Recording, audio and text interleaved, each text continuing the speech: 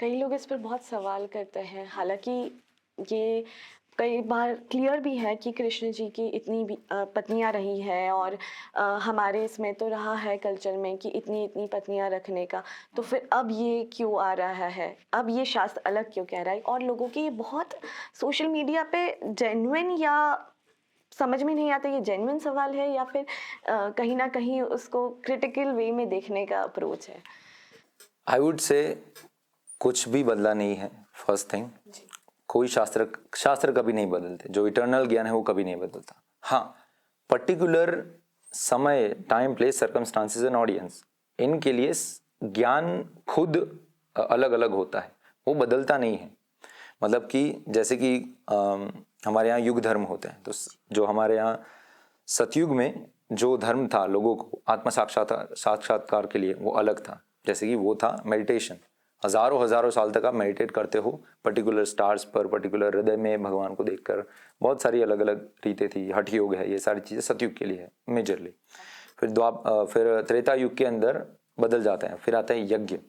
बड़े बड़े यज्ञ करने होते हैं, मतलब लैविश यज्ञ। ऐसा नहीं कि ये इतना सा कुंड हो गया, माइल्स बिग, इतना बड़ा कुंड हुआ करता था। मतलब 10 माइल 12 माइल योजनों में बड़ा यज्ञ कुंड किया हुआ करता था। रामायण में भी हम हाँ हाँ, उसके बारे में हम पढ़ते हैं।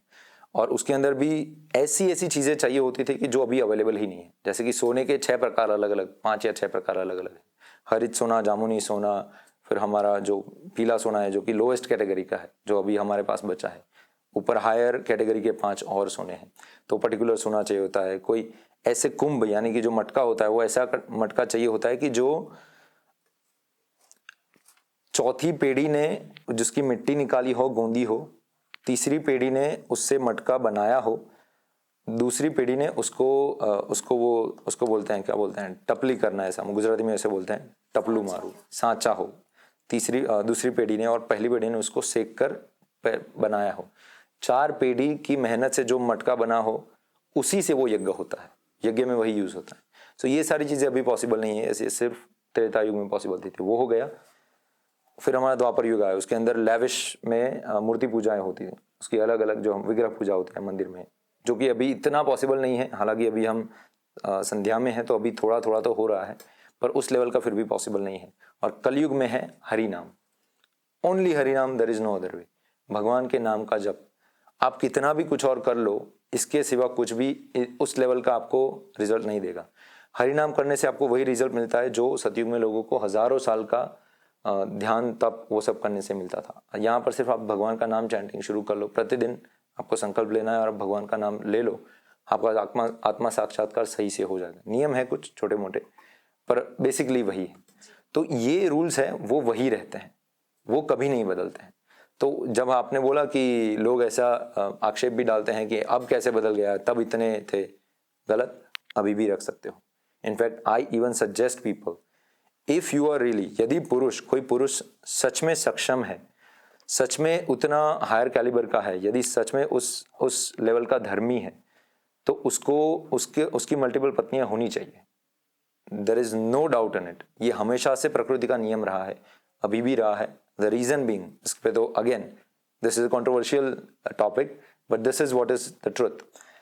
ये होगा, नेचुरली होगा। और कोई भी माँ बाप चाहेंगे कि मेरी बेटी रादर देन किसी रैंडम पर्सन के पास जाए, किसी ऐसे महान पुरुष के पास जाए जो सच में उसकी पीढ़ी ऐसे आगे बढ़ाएगा कि उसकी पीढ़ी में भी महान महान लोग होंगे। ये होगा ही, this is natural. Now you see, naturally आप दुनिया में देखो तो लड़कियां ज्यादा है, आप नेचुरल इंडेक्स में देखो लड़कियां हमेशा ज्यादा रहेगी, पुरुष कम है। तो पहली बात तो वहीं आ जाती है कि लड़कियों को एक पुरुष के सामने लड़कियां ज्यादा है, तो इक्वल तो नहीं कर सकते 1-1।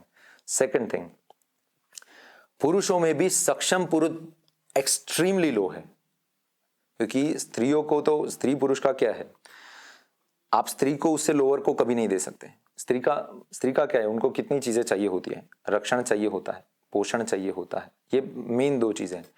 यदि कोई पुरुष उसका, लेट्स से, माफ कीजिएगा यदि आपके साथ कोई गलत उदाहरण हम अटैच कर दे तो, पर आपका यदि विवाह होने वाला है, तो आप किसी ऐसे को चूज करेंगे जो आपको प्रोटेक्ट करेंगे लाइफ टाइम, मतलब खुद ऐसे बहादुर होंगे जो प्रोटेक्ट करेंगे, जिनकी बुद्धिमत्ता अच्छे से ज्यादा हो, जिसकी बुद्धि ज्यादा हो, सही से डिसीजन ले पाए, जो आपको प्रोवाइड कर पाए। ऐसे को पकड़ोगे आप कि हाँ अभी इनसे हम विवाह करेंगे, इनके जीवन पर सेवा करेंगे, मेरे पति परमेश्वर, आप उनको पकड़ोगे। या फिर ऐसे इंसान को पकड़ोगे जिसकी नौकरी के ठिकाने नहीं है, पड़ा रहता है, नेटफ्लिक्स एंड चिल करता है, कुछ उसके वो ठिकाने नहीं है, न ही धर्मी है, जिसके अंदर कोई साहस नहीं है, जिसका खुद खड़ा नहीं रह सकता वो, और कल उठ के यदि कोई मारने आए तो आपको खड़ा कर दे, अरे बचाओ मेरे को, आप उनको पकड़ोगे या उनको पकड़ोगे? It's a natural inclination. पुरुषों में ऐसा नहीं होता, पुरुष ऐसे नहीं देखते कि हाँ मेरी पत्नी ऐसी होनी चाहिए कि जो मतलब मेरे लिए लड़े या फिर मुझको कमा के दे। हाँ, आजकल ऐसे भी होने लगे हैं, हालांकि that is very bad thing, पर ये पुरुष का कर्तव्य है स्त्री का भरण पोषण करना, उनकी रक्षा करना, उनके लिए मर मिटना, ये पुरुष का कर्तव्य है, और वो नेचुरल है पुरुषों में, ये पुरुषत्व है, ये भगवान का दिया गया गुण है, ये किसी और का नहीं है। तो इसीलिए जब भी किसी माता पिता को भी जब लड़की का विवाह करना हो तो वो पहले ये देखते थे पुरुष का गुण कैसा है, कैसा पुरुष है, सच में मेरी बेटी को खुश रखेगा, उसका भरण पोषण सही से करेगा, उसका संरक्षण सही से करेगा तो देंगे। नाउ इट डजंट मैटर कि वो पहली पत्नी है, दूसरी पत्नी है या फिर कौन सी है, क्योंकि मेरी बेटी का जीवन सही से रहेगा, उसको प्रेम मिलेगा, उसको जो चाहिए सब मिलेगा। अब इसी के सामने वो दूसरा वाला एग्जाम्पल ले लो, माता पिता किनको देंगे? नेचुरली इनको देंगे ना। और दूसरी प्रॉब्लम अभी मॉडर्न टाइम में ये आती है कि जब हम विवाह की बात करते हैं ना, तो first thing that comes into mind is sex. Everybody denotes it with that. क्यों शादी कर रहे हो? अरे तेरे तो मजे हो जाएंगे, अब तो तेरी तो शादी हो जाएगी, क्या भाई अब तो हो गया। This is the complete connotation, first connotation is that. So यदि यही होता है, यदि इसी के लिए आप विवाह कर रहे हो तो हो गया फिर आपका कल्याण, अब छोड़ दो। क्योंकि ऐसे पुरुष बचे हैं ना तो नेचुरली ये इंक्लिनेशन नहीं आता है। वरना भगवान कृष्ण ने अपनी बहन सुभद्रा मैया को अर्जुन की दूसरी तीसरी पत्नी के तौर पर दिया था, भगवान ने दिया था, ये स्वयं भगवान अपनी बहन को दे रहे हैं। यदि इस चीज में कुछ गलत होता तो वो क्यों देते? ये कुछ भी गलत नहीं है, कंप्लीटली सही है। आप जितने भी महाराजा को देख लो, छत्रपति शिवाजी महाराज कितनी पत्नी थी? जो देख रहे हैं गूगल कीजिएगा, हमें पता है पर बताएंगे नहीं। महाराणा प्रताप जी कितनी पत्नियां थी आप देखिए। भगवान कृष्ण है, उनका तो सबको पता है 16,108। फिर आप वासुदेव, उनके पिता, उनकी भी, वो तो क्षत्रिय भी नहीं थे ना, फिर भी उनकी भी 2 पत्नियां थी। आप ऋषि मुनियों को देख लो, आप शुरुआत से शुरू करो ना तो ऋषि मुनियों की भी 10-10, 12-12, 15-15, 20-20 पत्नियां थी। Because primary thing in marriage is not sex, that is the first thing that कोई भी इंसान यही सोचता है कि पहले क्या होता है, शादी करे मतलब सुहागरात, अरे वाह वाह, मतलब जलसे करेंगे ये लोग तो। No doubt it is there, but कोई भी इंसान यदि रियलिस्टिक है ना तो आपको पता, यदि कोई गांव वाले है तो उनको पता चल जाएगा कि गांव में किसी का विवाह होता है ना तो लड़का लड़की, मतलब पहले दिन हुआ, 1 वीक भी नहीं होता लड़का फिर बाहर आके सोना शुरू कर देता है।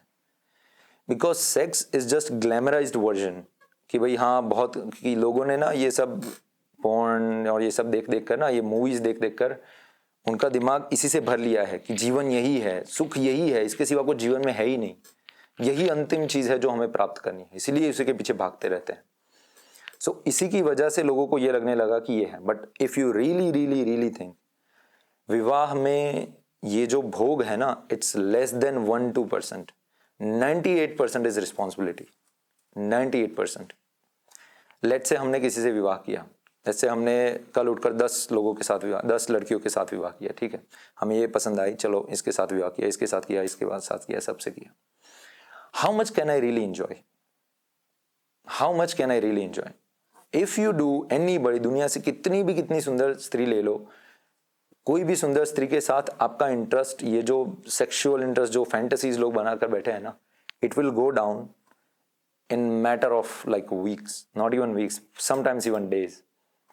It will go down by default. आप देखते हो बड़ी बड़ी जो सुंदर सुंदर लोग हैं उनके बीच भी झगड़े होते हैं, जो पत्नियां पति पत्नी के बीच में झगड़े होते हैं, सब इतना होता रहता है, डिवोर्स भी होते हैं, सब होते हैं। क्यों हो रहे हैं? यदि इतनी सुंदर है, यदि इतना भी आपको सच में, इतना आपको जो भोग चाहिए वो मिल रहा है, तो फिर क्यों हो रहा है ये सब? नहीं होगा। So this is natural, although it is controversial. लोगों को समझने की आवश्यकता है कि ये एक्चुअली कैसे काम करना है। और सच में यदि आपको भविष्य अच्छा बनाना है ना, तो आपको करना ही होगा, ये चीज़ लानी ही होगी। ऑल्दो गवर्नमेंट ही इसको पुश बैक करेगी क्योंकि ऐसे नहीं होता, ये है वो है, बट सत्य ये है, पुरुष के जीन्स आगे बढ़ते हैं ना, पुरुष और स्त्री के genes. So why do you want कि कोई वीक पुरुष और कोई अच्छी स्त्री मिलकर वीक जनरेशन बनाए? व्हाई नॉट मेक बेस्ट पुरुष बेस्ट स्त्री बनाओ, स्ट्रॉन्गर जनरेशन बनाओ। If you really really want कि आपके भारत में वीर पुत्र पैदा हो, वीर जो हमारे महान महान स्त्रियां और पुरुष पैदा हो, so you must make sure कि जो ज्यादा केपेबल, ज्यादा सक्षम और ज्यादा सही पुरुष हैं, उनके साथ इन स्त्रियों का विवाह हो। फिर 1 हो, 2 हो, 10 हो या 100 हो, डजंट मैटर, बट उन्हीं के साथ हो, तभी स्ट्रॉन्गर जनरेशन आगे जाएगी। और एल्स व्हाट विल हैपन, वही लोग जिनके साथ विवाह हो रहे हैं, शादियां टूटेगी, फिर शादियां टूटेगी, लड़का और लड़कियों के सामने मुंह मारेगा, लड़की और लड़कों के साथ मुंह मारेगी। और अभी हमारी ही सरकार अभी क्या कर रही है, अभी हाई कोर्ट का या फिर सुप्रीम कोर्ट का बीच में ये जजमेंट आया था कि लड़कियां मतलब लग्न संबंध के बाहर भी लिव इन रिलेशनशिप में रह सकती है, and there is open marriage, आप कर सकते हो, देयर इज नो प्रॉब्लम।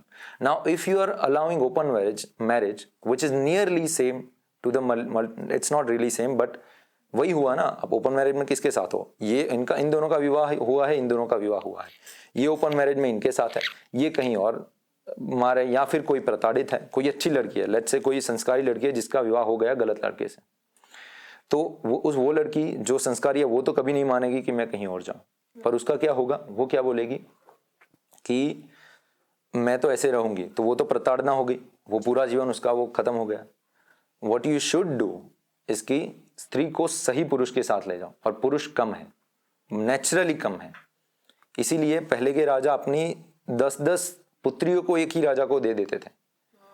ये सक्षम है, ये मेरी बेटियों का वो करवाएगा। इसके बारे में हमने इसमें बॉस बुक में भी बताया है कि जो धर्म चैप्टर है, जिन लोगों को नहीं पता, धर्म चैप्टर में हमने आश्रम धर्म के बारे में बात किया है। उसके अंदर हमने बताया है कि जो गृहस्थ धर्म है, गृहस्थ धर्म का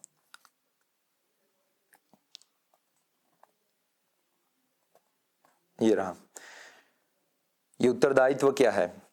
यदि कोई पुरुष अपनी पत्नी और बच्चों के मोक्ष का उत्तरदायित्व नहीं ले सकता तो उसे विवाह नहीं करना चाहिए। Who is taking the responsibility कि मैं मेरी पत्नी का मैं मोक्ष करवाऊंगा। एंड एक्चुअली शास्त्र ये बोलते हैं कि मोक्ष का स्त्री की जिम्मेदारी नहीं है मोक्ष अपने परिवार की करवाने की, पुरुष की जिम्मेदारी है। पुरुष की जिम्मेदारी है कि अपनी पत्नी का मोक्ष करवाए। इसीलिए स्त्री को ये बर्डन ही उतार दिया गया है कि उनको ये सब साधना करना होगा, योग करना होगा, या फिर वेद शास्त्र पठन करना होगा। Nothing needed, all you need to do is just serve your husband nicely, nothing else. And अपने बच्चों को सही से संस्कार दो, उनको बड़ा सही से करो, that's it. You don't need to do anything. कुछ भी नहीं करोगे फिर भी आपका मोक्ष हो जाएगा।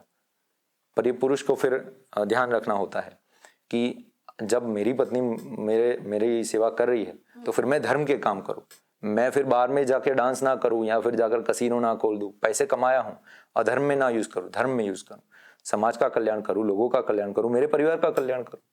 This is how it works. Hierarchy होती है ना, पति का बच्चे हैं वो माता की सेवा करते हैं, माता पति की सेवा करती है, पति परिवार और गुरु की सेवा करते हैं, गुरु उनके गुरु की और गुरु भगवान की सेवा करते हैं। This is the complete hierarchy. If you break the hierarchy, everything falls down in the name of equality and nonsense. There is nothing in this world which is equal. Nothing in this whole world which is equal. कोई भी, not you are equal, not I am equal, not the cameraman are equal. Nobody is equal here. Everybody has their stages. इसलिए different लोगों के different prices होते हैं। आप 1 घंटा किसी के और साथ के बैठो, बोले अरे भाई आप बातें करने आओ, बैठे अरे पैसे, अरे मैं पैसे दूंगा, तुम बातें करो मेरे से। At the same time, you go to a therapist, that person charges like 8,000 rupees per hour. Same thing. Their times value different. Rickshaw वाले का मूल्य डिफरेंट है और हमारे बड़े चाय वाले का जो प्रधानमंत्री जी उनका मूल्य डिफरेंट है। उनके 1 घंटे के लिए लोग मरते हैं, मतलब देश विदेश के लोग हेलीकॉप्टर में उड़कर आते हैं उनका 1 घंटे 1 घंटे के लिए बात करने के लिए. So everything is different. Nothing in this world is different. Nothing in this world is equal.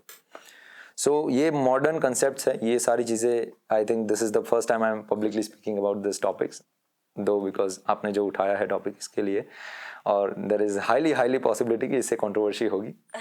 But anyway, यदि आपको कंट्रोवर्सी करनी है कृपया कीजिए, हम एक अच्छा बढ़िया बड़ा बना देंगे जिससे आपका ये सारा कंट्रोवर्सी सॉल्व हो जाए. पर हाँ, हम जो कहते हैं वो शास्त्र के सापेक्ष में ही कहते हैं. आई डो नॉट बिलीव कि जो शास्त्र कहते हैं उसको शुगर कोट करना या फिर उसको कुछ सबको अच्छा लगे या फिर पब्लिक को अच्छा लगे, इस चीज़ के लिए लोगों को मोड़ कर बताना, I do not really believe in that. I believe कि जो सच्चा शास्त्र में लिखा है वही बताओ. सत्य है, जो समझने के लायक है वो समझ जाएगा. कुछ लोग कभी नहीं समझेंगे तो हम उनका कुछ नहीं कर सकते. तो सत्य है वो सत्य बताएंगे. So I think I hope this answers your question. एक नया पर्सपेक्टिव दिया है आपने चीज़ों को सोचने के लिए. शायद मैंने भी इस चीज़ पर अब तक जो मेरा माइंडसेट था वो इसी तरीके से था कि ये सही नहीं, शायद राम जी ने सही करा, या ना, not to compare gods, but शायद आज एक नया पर्सपेक्टिव, बीइंग अ पॉडकास्टर जहाँ पर मैं लोगों से बात करती रहती हूँ, पढ़ती रहती हूँ, बट ये नया पर्सपेक्टिव आपने दिया तो ऑडियंस में तो न जाने कितने लोगों को ये पता चला होगा.